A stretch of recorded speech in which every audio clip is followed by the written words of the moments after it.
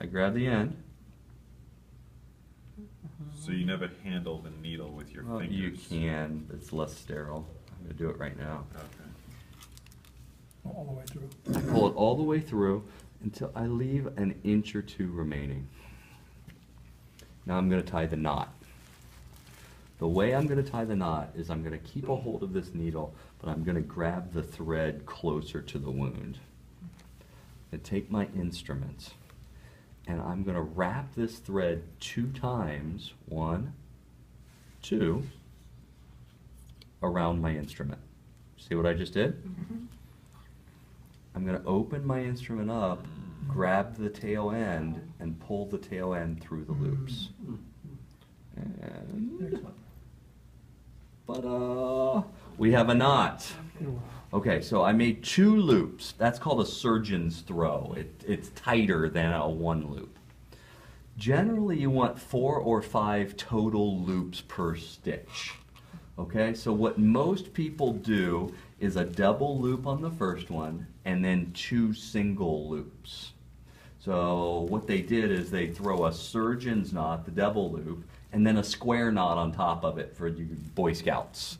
So double loop, and now I'm going to do a single loop, 1 loop, grab the tail end, pull the tail end through, and tighten everything up. It's a granny knot.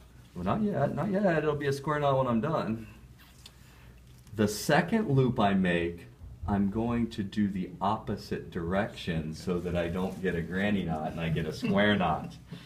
I loop it the opposite way, pull it through,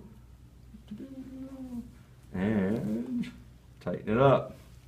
Now that doesn't appear all that tight as a knot down there because you're using like a fishing line, or a worse fishing line actually ties tighter, but that's not going to come on. No, no, I'm a professional. And you don't want it tight?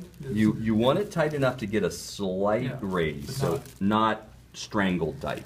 Where it'll start ripping through the meat? Yeah, if you start ripping through the skin, it's too tight. Okay. Okay? That's a cool scar.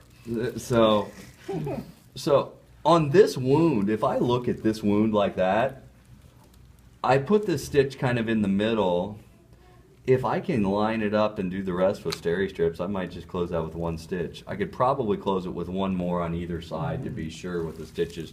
I just want to keep the edges of the skin pushed together. Then, and clearly it's going to be situational dependent, but when's a good time to not use a steri? Like, why not use a steri strip versus a stitch? The only stitch? a little bit bigger scar with the steri strip, a little bit slower healing. And the steri strips don't work well on areas that move, like knuckles.